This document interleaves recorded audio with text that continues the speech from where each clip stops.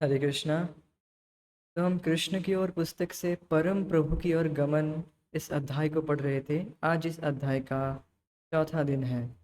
आज हम चर्चा करेंगे कि गोलोक वृंदावन धाम कैसा होता है ब्रह्मा जी के मुख से। हमने सुने थे कि श्रवण के महत्व को, जब हम सुनेंगे ही नहीं हमारा गोल कैसा है, तब हम कैसे उस तरफ आगे बढ़ेंगे। तो हमें सुनना चाहिए। तो आज हम ब्रह्म संहिता के इस श्लोक को हम गाने का प्रयास करेंगे। चिंतामणि प्रकर सद्मशुकल्प वृक्ष लक्षावृतेषु सुरभिरभिपालयन्तयं लक्ष्मी सहस्रशतसम्भ्रसेव्यमानं गोविन्दमादिपुरुषं तमहं भजामि। चिंतामणि प्रकर सद्मशुकल्पवृक्ष लक्षावृतेषु सुरभिरभिपालयन्तम् लक्ष्मीसहस्रशतसम्भ्रमसेव्यमानं गोविन्दमादिपुरुषं तमहं भजामि। एक और ट्यून से गाने का प्रयास करेंगे। चिंतामणि प्रकर सद्मशुकल्पवृक्ष लक्षावृतेषु शूरभिरभिपालयन्तम् लक्ष्मीसहस्रशतसम्भ्रमसेव्यमानं गोविन्दमादिपुरुषं तमहं भजामि। एक बार फिर से। चिंतामणि प्रकर सद्मशुकल्पवृक्ष लक्षावृतेषु सुरभिरभिपालयन्तम् लक्ष्मीसहस्रशतसम्भ्रमसेव्यमानं गोविन्दमादिपुरुषं तमहं भजामि। बहुत सुंदर श्लोक है। चिंतामणि प्रकर सद्मश, भगवान का धाम कैसा है, भगवान का घर किससे बना है? चिंतामणि से। टचस्टोन, पारसमणि, पारसमणि कहा जाता है। पारसमणि से अर्थात जो भी आप इच्छा करें वो इच्छाएं पूर्ण हो जाती है। और पारसमणि ये भी कहा जाता है कि आप स्पर्श करते हैं तो वह सोने में तब्दील हो जाता है, या फिर ऐसे कुछ। बट यहाँ पर जो चिंतामणि की बात बताया जा रहा है वह वैसा नहीं है। आप कुछ भी इच्छा करेंगे वो आपको प्राप्त होगा। तो इस तरह के स्टोन से भगवान के जो धाम है, फर्श से लेकर घर भी, जो भी घर है वहाँ पर पैलेस है, वह सब कुछ चिंतामणि से बने हैं। और चारों ओर कल्प वृक्ष, कल्प वृक्ष अर्थात इच्छा पूर्ण करने वाले वृक्ष से घिरे घिरे हैं। कितने? लक्षावृतेषु, लाखों लाखों इस तरह के कल्प वृक्ष से घिरे हैं। सुरभिर अभिपालयंतम, और भगवान सुरभि गाय अर्थात इच्छा पूर्ण करने वाली गाय, कामधेनु गाय को चरवाते हैं। तो क्या भगवान ग्वाले हैं? नहीं। लक्ष्मी सहस्र शत संभ्रम सेव्यमानम, शतसहस्र अर्थात हजार, 100,000 मीन्स लाखों, मीन्स अनंत अनंत लक्ष्मियों की सेवा के द्वारा सेवित है। और किस तरह से सेवा कर रही है लक्ष्मियां?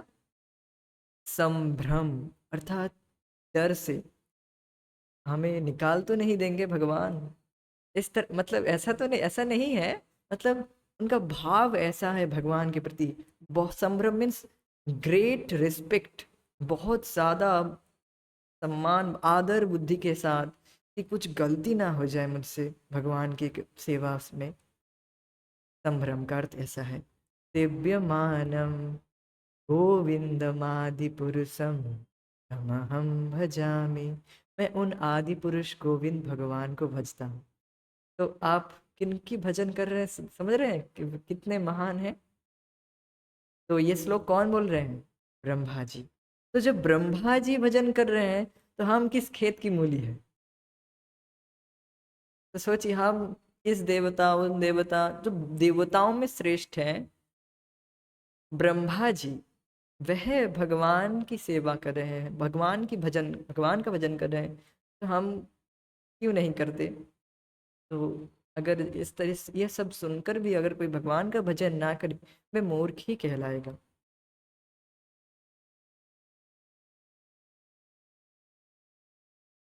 और यहाँ पर प्रभुपाद जी अपने अनुवाद में गोपियों से सादर सप्रेम सेवित हैं, यहाँ पर बताया जा रहा है। तो यहाँ पर यद्यपि श्लोक में गोपियाँ नहीं लिखा है, किंतु वास्तव में लक्ष्मियाँ, जो परम लक्ष्मी है, जो सर्वश्रेष्ठ लक्ष्मी है, वह कौन है? श्रीमती राधा रानी। उन्हीं के विस्तार उन्हीं के विस्तार हुए सारे लक्ष्मी, उन्हीं के, वास्तव में उन्हीं की विस्तार सभी लक्ष्मियां हैं। जो परम गोपी हैं, सर्वश्रेष्ठ गोपी हैं, वह राधा रानी है। और उनके विस्तार हुए सारी गोपियां, और गोपियों के विस्तार हो गए लक्ष्मी जी है। तो एक्चुअली देखा जाए तो भगवान कृष्ण यहाँ पर गोलोक में भगवान कृष्ण गोपियों के द्वारा, करोड़ों करोड़ों अनंत गोपियों के द्वारा सेवित हैं, और वैकुंठ में लक्ष्मी देवी के द्वारा सेवित है। ये बात है। तो ब्रह्मा जी ऐसा नहीं कि केवल थ्योरी थ्योरी बोल रहे हैं, भगवान नहीं, ब्रह्मा जी अपने हृदय में देख रहे हैं। ये रियलाइज नॉलेज है, रियलाइज नॉलेज बता रहे हैं ब्रह्मा जी। जो देख रहे हैं वह बता रहे हैं, ऐसा नहीं केवल हम कहाँ कहीं से भी पढ़ रहे हैं, जो देख रहे हैं वही बता रहे हैं। ये बात है। तो ब्रह्मा जी को जब इस तरह से साक्षात्कार होता है, भगवान का साक्षात्कार होता है, तब वह इस तरह से देखते हैं, फिर तरह ब्रह्म संहिता प्रकट करते हैं।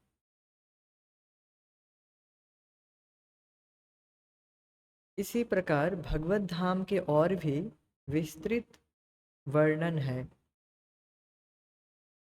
ब्रह्म संहिता इनका विशेष रूप से स्पष्ट उल्लेख है।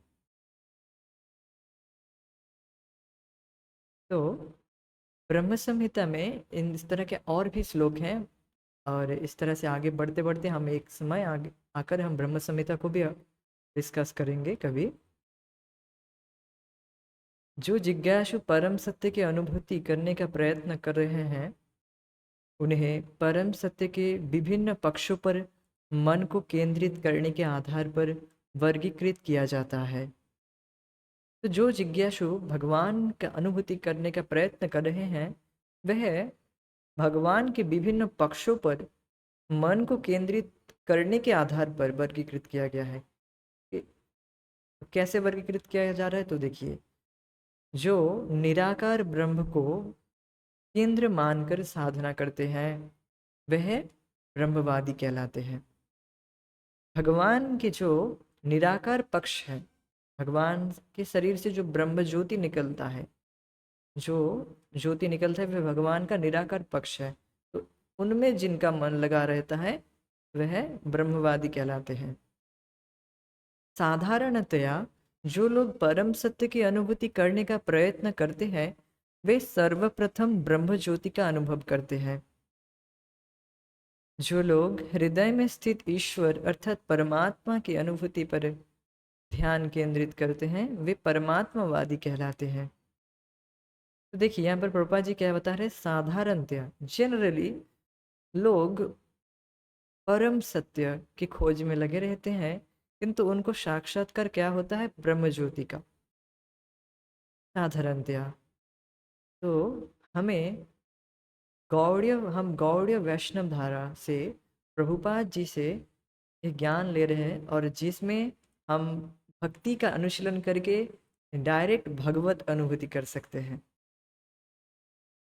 और अन्य कहीं पर भी जाएंगे तो आपको इन प्रोसेस के द्वारा जाना होगा। पहले आपको पहले आपको ब्रह्म दर्शन होगा, ब्रह्म साक्षात्कार होगा, फिर परमात्मा साक्षात्कार, फिर भगवान रियलाइजेशन। तो इस तरह से स्टेप बाय स्टेप होके आपको जाना होगा। तो सोचिए प्रभुपाद जी की कितनी कृपा है हम पर। हम जैसे बिल्कुल बिल्कुल अधम पापी जीवों को बिल्कुल डायरेक्ट भगवत दर्शन करने के लिए योग्य बना रहे हैं। केवल उनके बातों पर हमें चलना है। जो शुद्ध भक्त हमें जैसे प्रभुपाद जी बता रहे हैं, केवल उन पर हमें बहुत ही दृढ़ता से उनको ग्रहण करना है। बस यही बात है। और इसी को कहते हैं गुरु कृपा। कृपा मीन्स ऐसे ही नहीं कि कुछ भी कोई, हाँ कोई हाथ से रेस निकलता है, ऐसा नहीं। कृपा गुरु के वाक्य से होता है। गुरु जी, गुरुदेव जैसे बोल रहे हैं उनको, उनकी बातों को हम पालन करेंगे।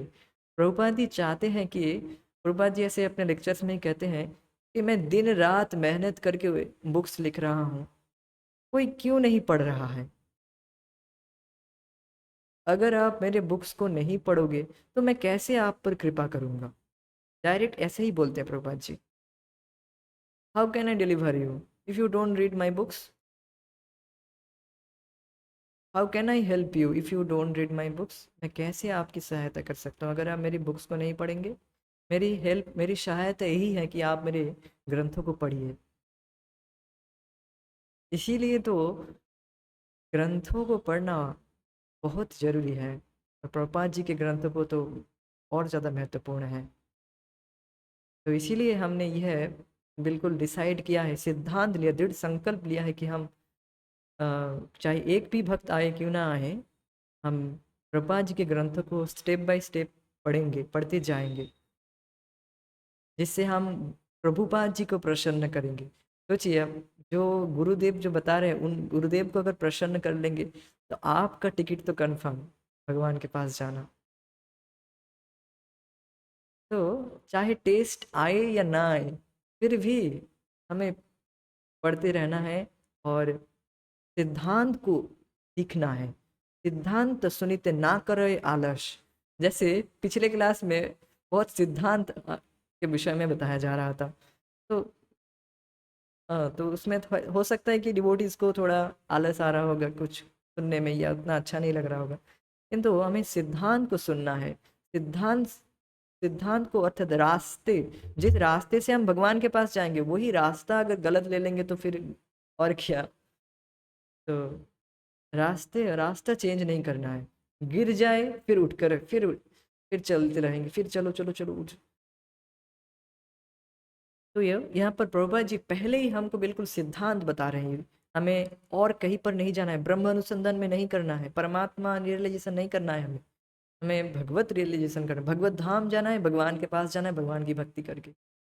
हाँ, तो प्रभुपाद जी इसीलिए बिल्कुल अपने स्मॉल बुक्स में ही पहले सिद्धांत बता रहे हैं।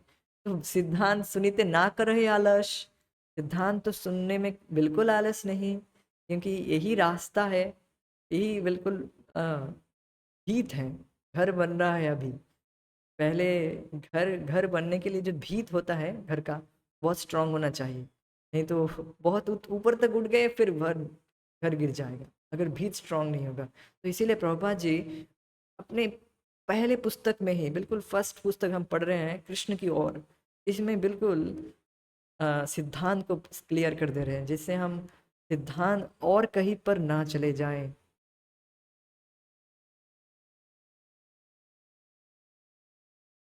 तो साधारणतः जो लोग परम सत्य की अनुभूति करने के प्रयत्न करते हैं वे सर्वप्रथम ब्रह्मज्योति का अनुभव करते हैं।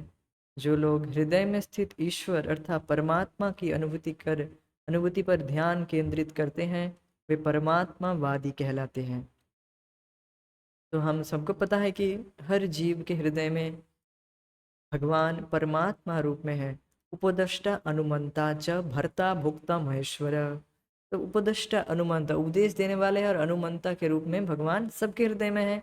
तो जो योगी ध्यानी जो लोग हृदय में स्थित ईश्वर अर्थात परमात्मा की अनुभूति पर ध्यान केंद्रित करते हैं वे परमात्मावादी कहलाते हैं। अर्थात उनको केवल परमात्मा रियलाइजेशन होता है, भगवान में ममता नहीं होती है। समझ लीजिए, अर्थात भगवान के प्रति ये ममत्व भाव नहीं आता है कि भगवान मेरे हैं, कृष्ण मेरे हैं, मुझे कृष्ण की सेवा करना है, सेव्य भाव नहीं आता है परमात्मा रियलाइजेशन में। आप देख पाएंगे हाँ भगवान है उपदेष्टा अनुमंता के रूप में, किंतु वो भाव नहीं आएगा, सेवा की भाव नहीं आएगा। आप जगत में देखते हैं किसी को भी आप रास्ते में जाते देखते हैं कि उनके प्रति सेवा भाव आता है, यारे ये व्यक्ति तो इनकी सेवा करना है, ऐसा आता है? नहीं आता है। कोई हमारा हमसे कोई बहुत ज्यादा ममत्व है जिनके प्रति कि हाँ ये व्यक्ति मेरे हैं, ये व्यक्ति मेरे हैं, तो इनकी सेवा करना, इनको इनको इनको सुखी करना है, इनको सुखी रखना है, तभी मैं सुखी हो पाऊंगा, ऐसी भावनाएं आती हैं। तो इसी तरह से भगवान के प्रति जब ममत्व भाव जगेगा, वह भगवत रियलाइजेशन में होता है और परमात्मा रियलाइजेशन में नहीं होता है। तो इसीलिए व्यक्ति को भगवत रियलाइजेशन की ओर बढ़ना चाहिए।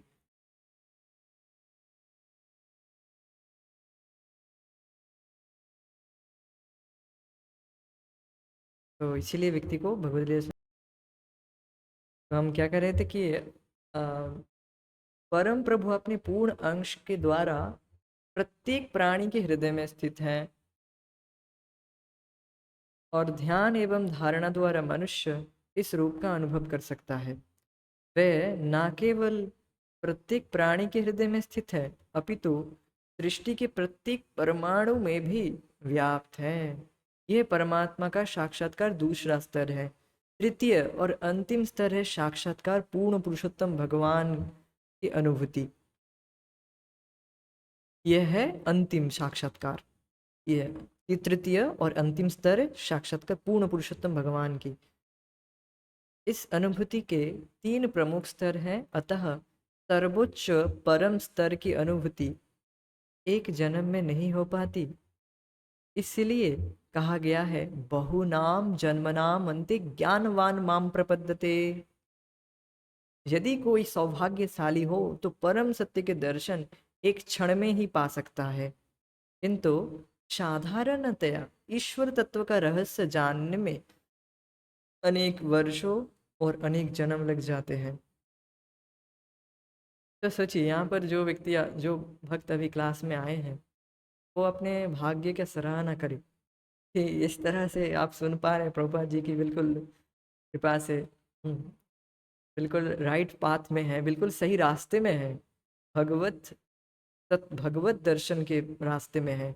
जो ज्ञानी लोग हैं, जो ज्ञानी हैं, वह इस तरह से परम सत्य की खोज में बहुत बहुत जन्म को पार करने के बाद फिर भगवत रियलाइजेशन ये अंतिम स्तर में आते हैं।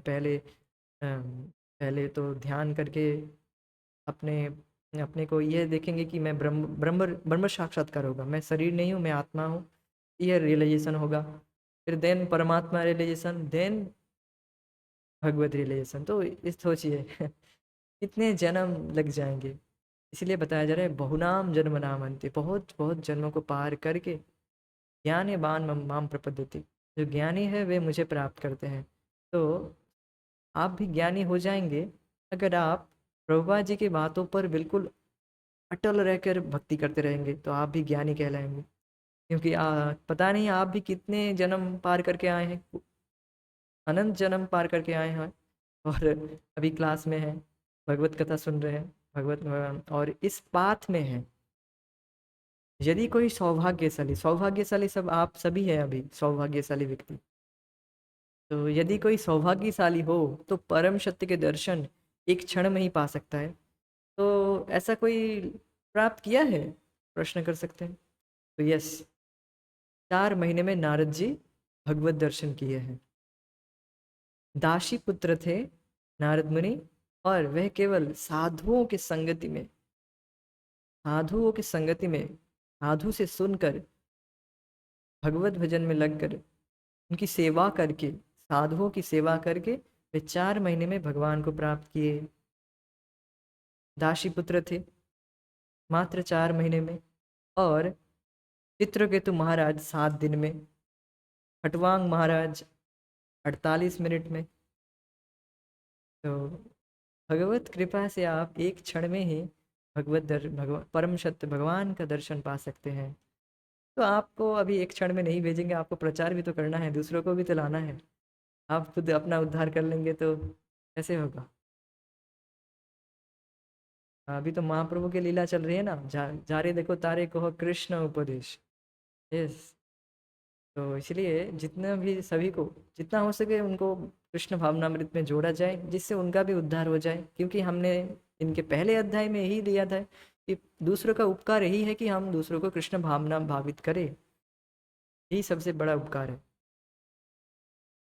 तो अपने इस सौभाग्य को, यद्यपि हम क्या लगता है कि हम इसके अधिकारी हैं, किंतु प्रभुपाद जी की कृपा से, भक्तों की कृपा से हम प्राप्त हो गया है, ये पाथ मिल गया है। तो हमको भी प्रयास करना चाहिए दूसरों को ये पाथ, इस पाथ में लाने का। और ये शास्त्र में बताया जाता है बिल्कुल अहेतु की कृपा है भक्तों की। और भक्तों की कृपा के पीछे पीछे भगवान की कृपा होती है।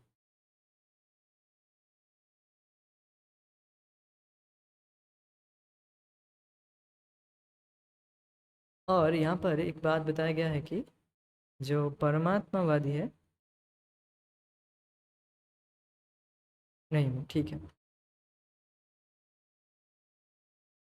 यदि कोई सौभाग्यशाली हो तो परम सत्य के दर्शन एक क्षण में ही पा सकता है, किंतु साधारणतः ईश्वर तत्व का रहस्य में अनेक वर्ष, अनेक अनेक जन्म लग जाते हैं।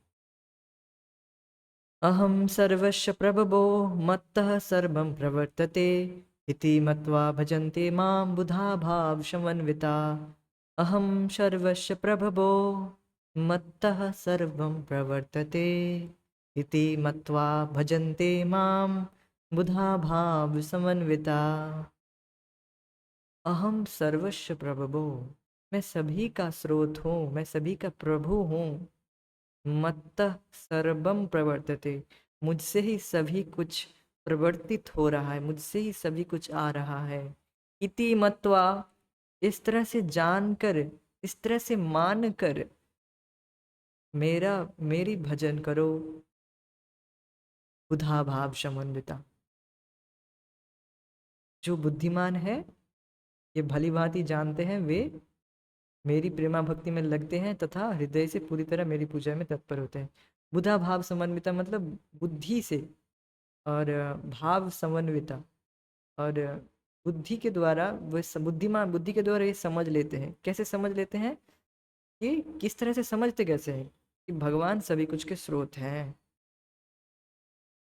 और भगवान से ही सब कुछ आ रहा है। अब जो शोधकार साइंटिस्ट लोग हैं, वो तो लगे पड़े रहेंगे कि जगत किससे आया है, जगत तो बिग बैंग थ्योरी से आया है, सब कुछ कोई बॉम्ब ब्लास्ट हो गया उससे जगत आया है। तो आप मानेंगे? इसको भी हम पढ़कर बिल्कुल रट के एग्जाम भी दे दिए हैं और पास भी कर गए हैं, अच्छे नंबर भी आ गए।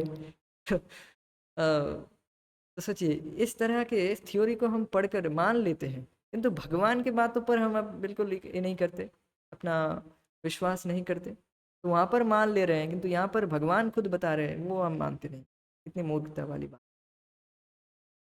तो जो साइंटिस्ट लोग हैं वह इस तरह से केवल रिसर्च करते रहेंगे, कैसे जगत आया, कैसे जगत आया, ये वो थ्योरी देंगे। अ, मुझे भी इसमें थोड़ी रुचि थी जब मैं भक्ति में नहीं था। फिर देखा कि दिस इज, ये तो ओनली थ्योरी थ्योरी है, कुछ दम नहीं है इसमें।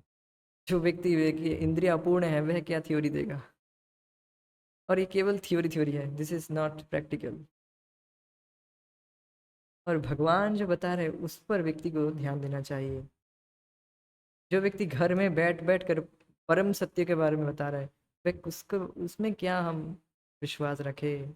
और परम सत्य खुद बता रहे हैं, तो उन पर हम क्यों ना अपना अपने फेथ को लगाए।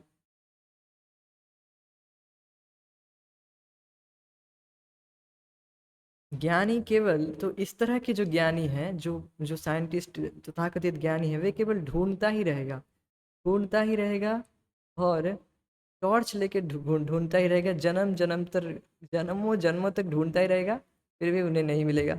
और भक्त लोग केवल सहज विश्वास करके, सहज श्रद्धा से ग्रहण करके भगवान की कथा पर, Krishna is the supreme personality of the God head, Krishna भगवान है, उन्हीं वही जगत के स्रोत हैं, इन बातों को सहज श्रद्धा रखकर भक्त लोग भगवान के पास चले जाएंगे और ये लोग जीवन भर इस तरह से घूमते रहेंगे, रिसर्च करते रहेंगे। मैं समस्त आध्यात्मिक तथा भौतिक जगतों का कारण हूँ, प्रत्येक वस्तु मुझसे ही उद्भूत है। जो बुद्धिमान ये भली भांति जानते हैं वे मेरी प्रेमा भक्ति में लगते हैं तथा हृदय से पूरी तरह मेरी पूजा में तत्पर होते हैं। वेदांत सूत्र भी पुष्टि करता है कि परम सत्य वही है जिससे सबका उद्भव हुआ है। यदि हम वस्तुतः मानने लगे कि कृष्ण ही सबके उद्गम है तो वेदांत सूत्र क्या कहते हैं? जन्मादश्य जतः, अश्य, यह जो जगत है यह जन्म आदि अर्थात जो सृष्टि, प्रलय और अम, पालन, ये तीनों चीज भगवान करते हैं। जन्मादस्य जतः, सृष्टि के आगे जो भी कुछ है वे भगवान से ही आ रहा है और भगवान ही सबसे पहले थे। ये जगत प्रकट किए हैं भगवान। जन्मादस्य जतः, परम सत्य वही है जिससे सबका उद्भव हुआ है। यदि हम वस्तुतः मानने लगे कि कृष्ण ही सबके उद्भव उद्गम है और हम उनकी आराधना करें तो हमारे समस्त कर्मों का खाता एक क्षण में ही बंद हो जाए। किंतु यदि कोई व्यक्ति ऐसा विश्वास ना करके कहते कि अरे मैं देखना चाहता हूँ कि ईश्वर क्या है, और तो उसे परम सत्य के साक्षात्कार के क्रमिक सोपानों से गुजरना पड़ेगा।